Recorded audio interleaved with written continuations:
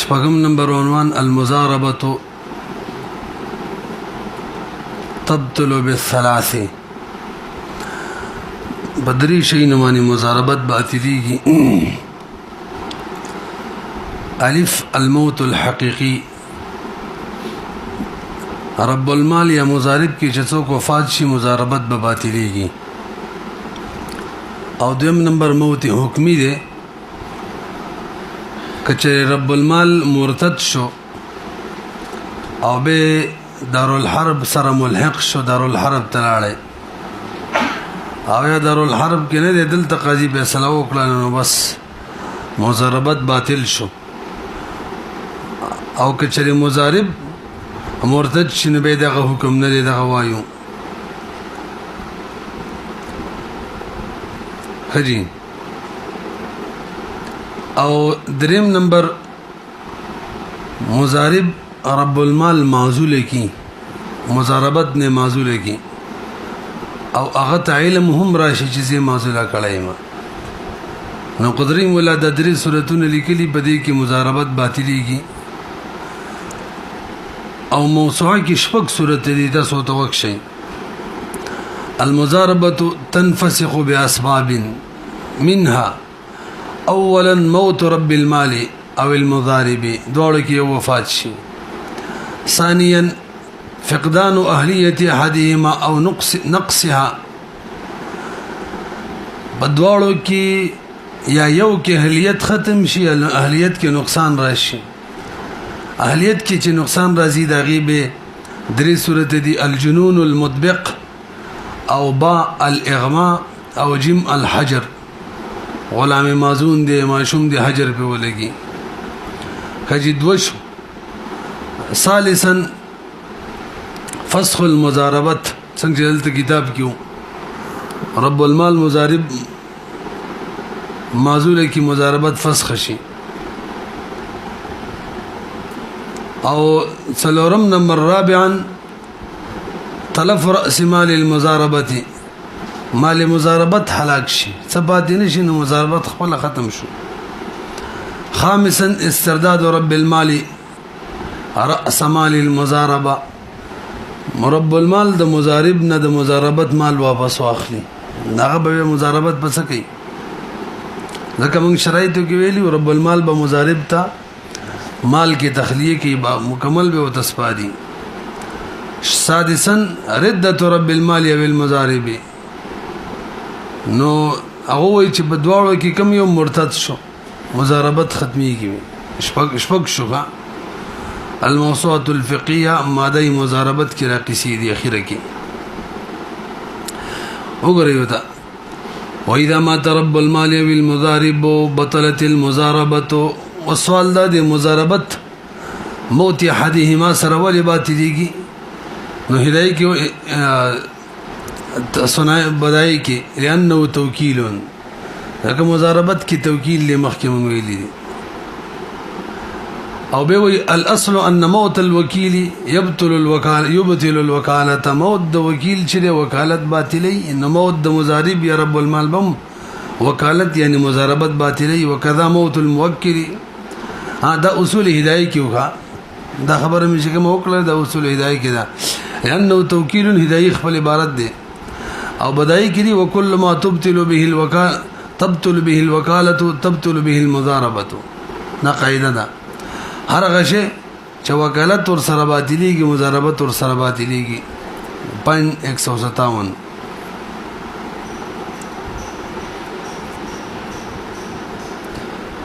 هدي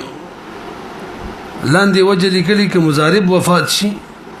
نقد مزاربت د سره شوی او دا وفات شو قصه ختم شو. او به لیکلي فاشبه الوکاله وموت الوکیل يبطل الوکاله. او که رب المال وفات شي نو مزارب چې مزاربت کې عمل کوي د رب المال به اجازه تی کوي. اول موت يزيل الاذن، قاعده د موت چې د اذن ختمي.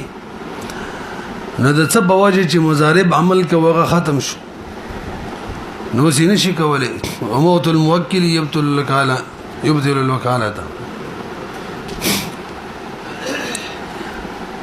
موت حکمی دویم وإذا ارتد رب المال للإسلام ولحق بدار الحرب بطلت المضاربة بين مضاربة باطليږي او د دې به دو صورتونه دی یو دا چې حاکم بل حق معنی حکم وکي ستیم چې حاکم ویل چې لکه بس هغه دا غونه شو نو بطلت من يوم ارتد کوم ورځ باندې چې مرتد شوی دا غینه وېدا د استناد مسله ده لکه او کشری فیصله د لحاق نه کړي نو هغه پورې به موقوف وي که اسلام راوړو او بس را لې مضاربت به جاری وي او نه به باطلېږي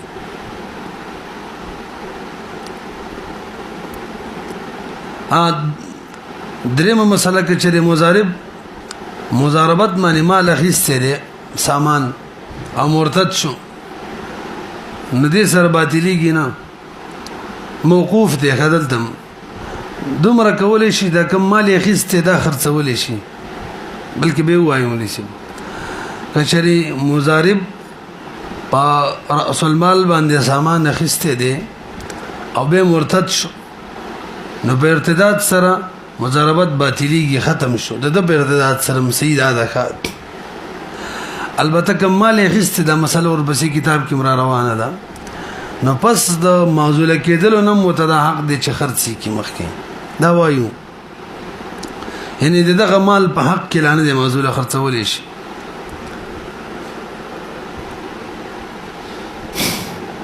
او د امام صاحب مسلک درې چې ملک د مرتد د موقوف وي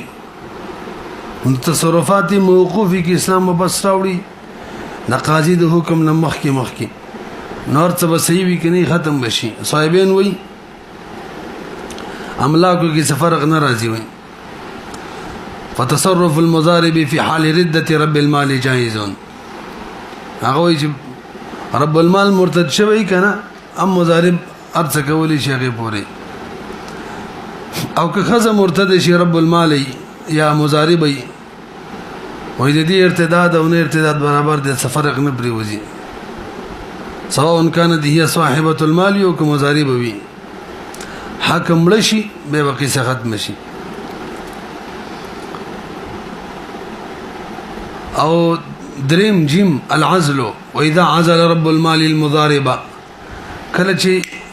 رب المال مضارب معزول کی او دا دویم قید به ور سره ولګي او هغه ته په معزولیت علم هم راشي بلکې دا سبو یو معزولت په دوه قسمه دي معزولیت یو حقيقي دي چې صفای معزول کی یو حکمی دي رب المال مرتد شي او یا رب المال وفات شي نو بدغه دوه صورتونو کې د ارتد معزول والی حکمی دي نو معزول والی حکمی دا په علم د مضارب باندې نه دی موقوف دغه وکالت دی وکالت په علم د موکل باندې نه موقوف به وره الفاظ موران ویل مونږ ویلو عزل په دوه قسمه دي یو حقيقي دي او یو حکمی دي حقيقي دا چې باقاعده معزول کی نو بدی کې علم په معزولیت باندې مضارب ته ضروری دي ترڅو علم نه راغلی ترغیب وردا مضاربت قائم دي هر څه کولای شټول تصرفات بزړوي او دویم معزولیت حکمی دي هغه دا چې مثلا رب المال وفات شي مرتد شي نو په دغه صورتونو کې علم په معزولیت باندې مضارب ته ضروری نه دي څه ټیم نه چې رب المال مرتد شو یا مړ شوی خود به خود دغه نه پس مضاربت ختم شوی دي تصرفات چې کوم کوي دا به ځان لکې تاسو پیږي یعنی مضاربت تصرفات بنوي او وجه سره اصل کې دا خبره د وکالت ده وکالت چې کله صراحتا وکیل معزول کیږي نو علم ضروری دی او که حکمی وي نو البته علم ضروری نه دی مثلا ویلی و تصور رسیدلی کا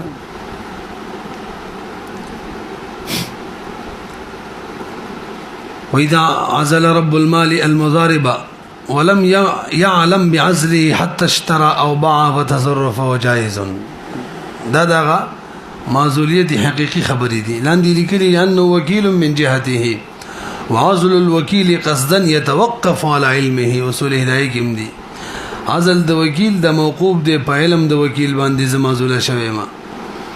خدا د حقيقي خبرې دي ښا اوس راځي تاسو لږ بر وګورئ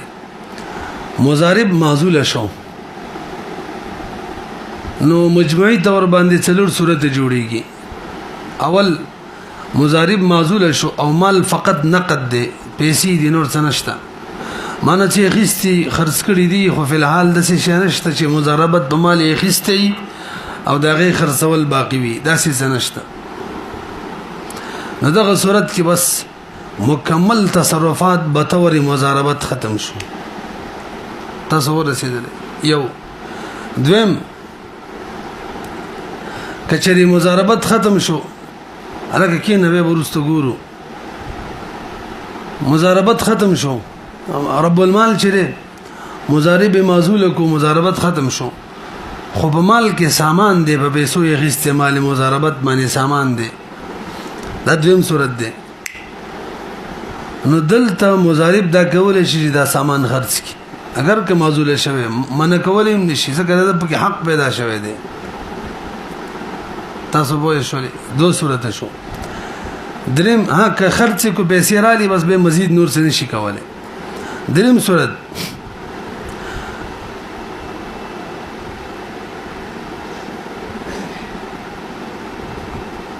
تاسو دا یو جوړ کړئ چې مال نقود دی نقود حکم د مضاربت دی دغه خلاف دی دراهم ورکړي د دینارونه دي دیناری ورکړي دراهم دي نو بهم اصل مال جوړول کمی چې رب المال ورکړي او اصل راس المال وما هغه پوری تصرفات کولې شي څو شو درې او څلورم کډوال جدا شو او په مال کې قرضونه دي په خلکو باندې مضاربت د عقد قرضونه دي په خلکو نوس بګورو ګټه شوی کنه مضارب په کیسه پیدا شوی کنه دا نو که شریکټه به کې شوی و مضارب حصہ پیدا و قاضي به جبر وکي قرضونه رو باسا زکه تا ته ګټه ملاويږي د سیده لګه تا ته اجرت ملاو شو او اجرت ملاو شو اجر ته اجرت ملاو شو نو کار پوره کول خو بلازم دي او قرضونه استل دا کار پوره کول لیدا بوس جبر به قاضي کوي او کچری مال مضاربت کی ربح ګټه نه وشوي او قرضونه بکیو نبه به جبر نشي کولای چې قرضونه رو بس البته ورته وای بچ د رب المال وکیل جوړ ک چې خپل پیسې خورو باسي کنه نو موږ څو صورت جوړ کټول څلور ښا کتاب کې درې دي سامانو خرڅول شي نقود خبره ختم شو دا یو کړه دی او د قرضونو دغه قسم وکړه امنګ نقود کې دوه کړه نو مجموعي څلور جوړ شو تاسو ګورئ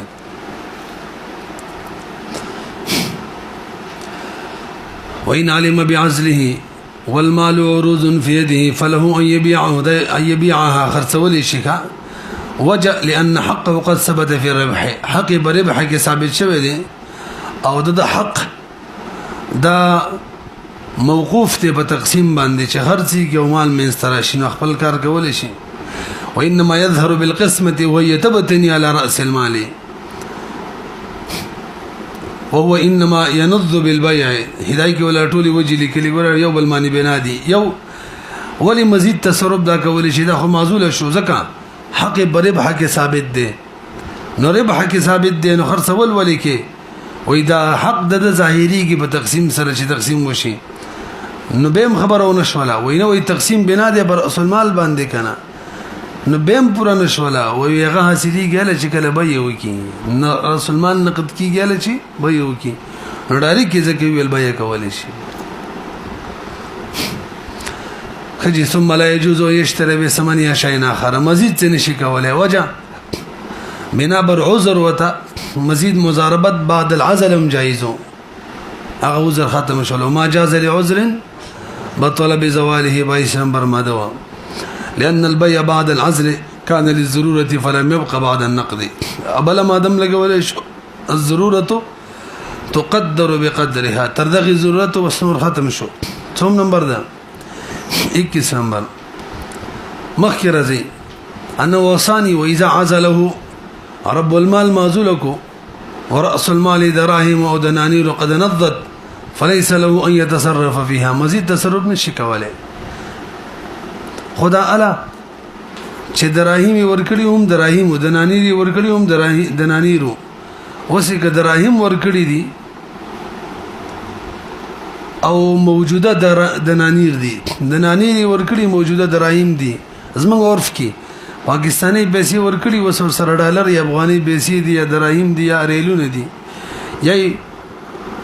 ډالر ورکړي دي او د غنور شین ور سره په حال موجود دي چې جنس ډالرونه بدل لې ان بدغه صورتونه کې استحسانا مزید کولای شي چې دا خرج کې او کمی پیسې او رب المال ورکړي کم نقدیت ماغه را حاصل کی هذا اذا كان من جنس راس المال اما اذا كان راس المال دنانير والذي نزله دراهم او على العكس فلو يبيعها بجنس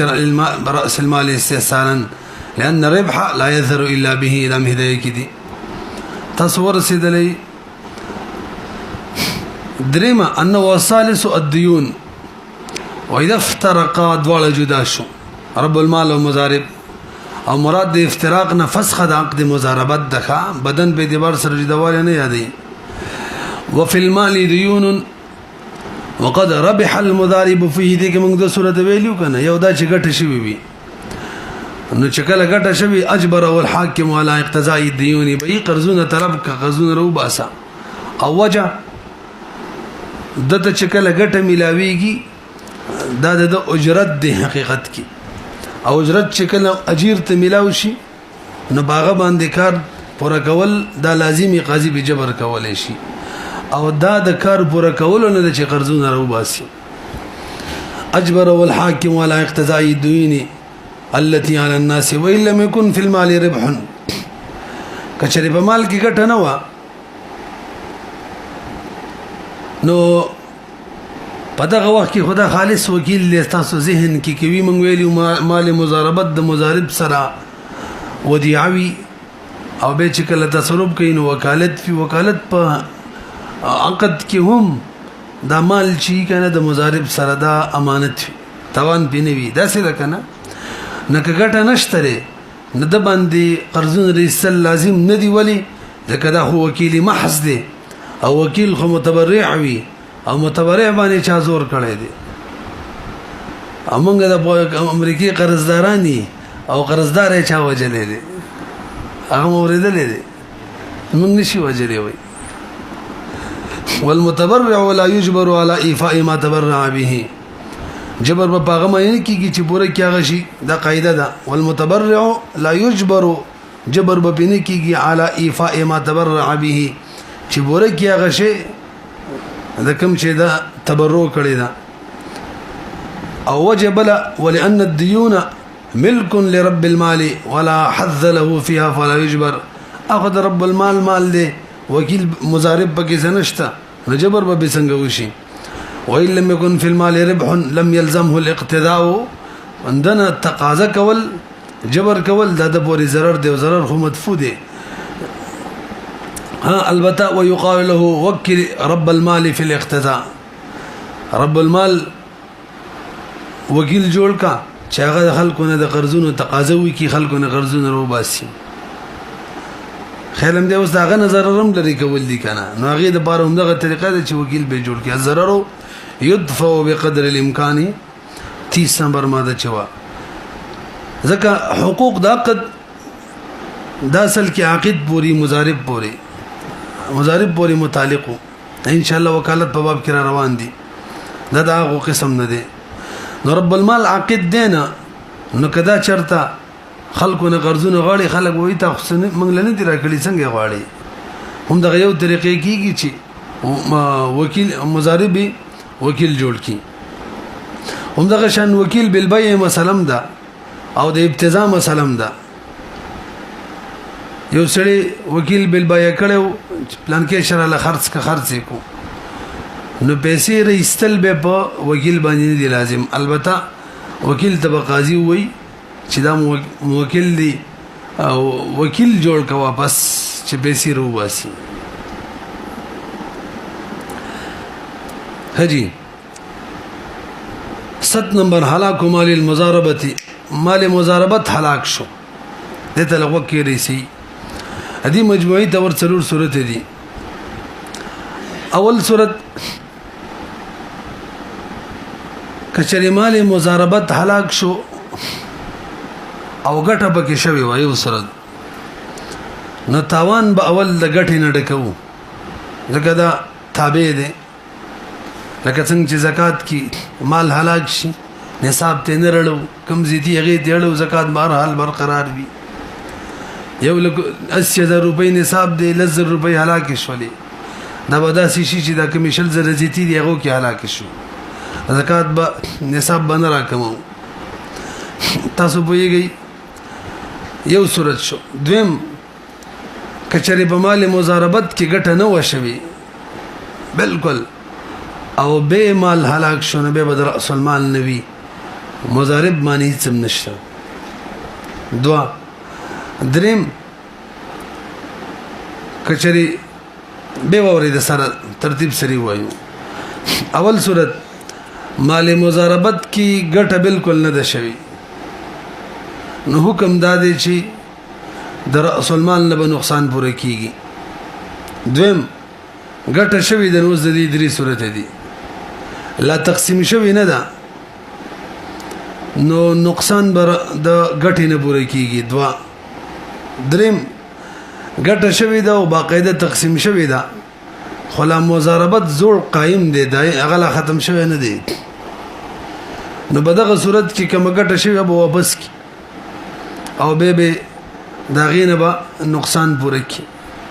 څلورم ګټه شوی ده تقسیم شوی ده او مضاربت ختم شوی او نوې بل مضاربت کړي دي اوس کچري نقصان را لې اوس بدر سلمان نه جړه ګټه به واپس کینا او دا حلم د مضارب د پاره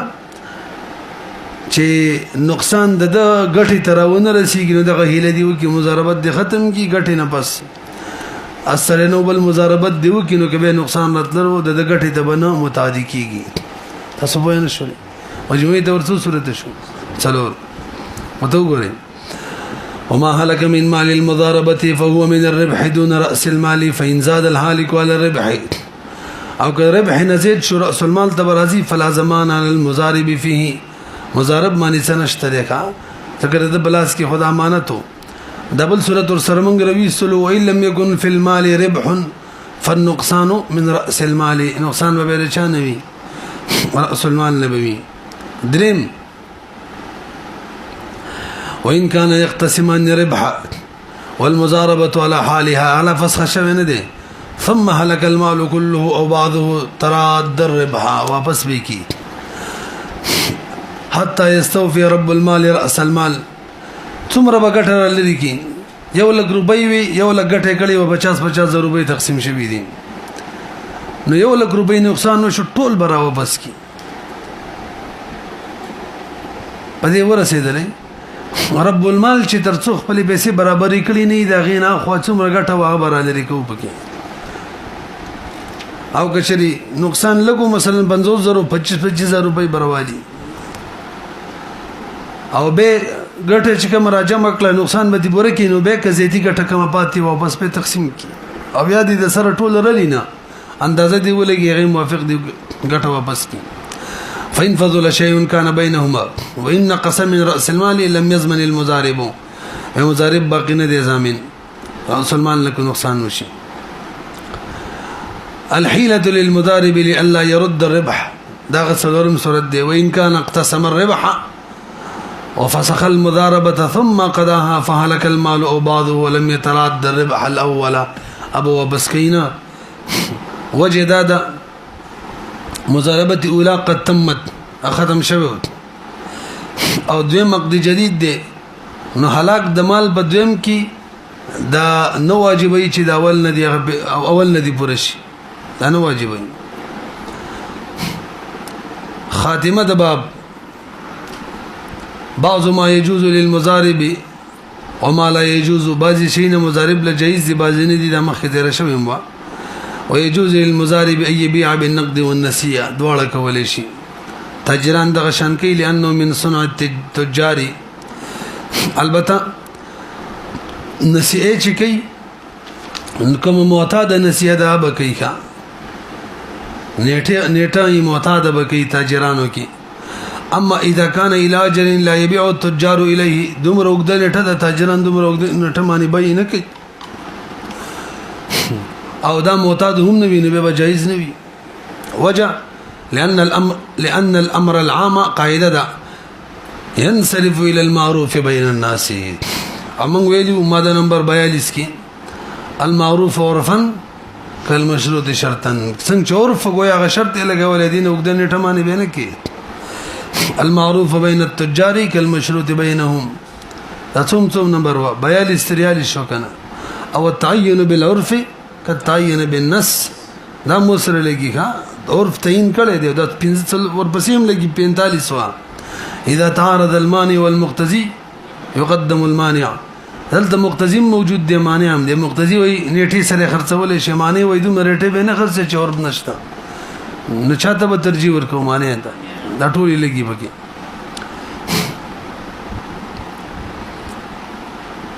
دغه وجه دا چې د بد رکوب د بار اخیستل شي سفینه نشي اخیستل کیشته لري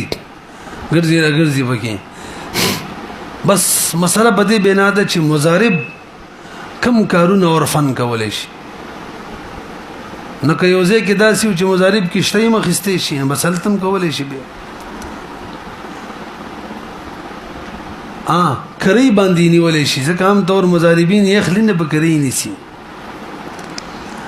ولا يزوج عبدا ولا امه من مال المضاربتنا غلام یوینځي نکاح کې نشي کولای ښا ځکه د مضاربت د دې سره تعلق نشته لري راځي نور کوم کارونه کولای شي غیر مسلم سره مضارب یو سره مضاربت کولای شي کنه غیر مسلم مضارب جوړ کی یا د غیر مسلم پیسو باندې مضاربت کوي ویاو کولای شي رب المال لپاره اسلام من شرط کړي و نه در مضارب د پاره فذهب الحنفيه والحنابلة الى جواز مضاربه غير المسلم موسوعه کې دي بل مسله ده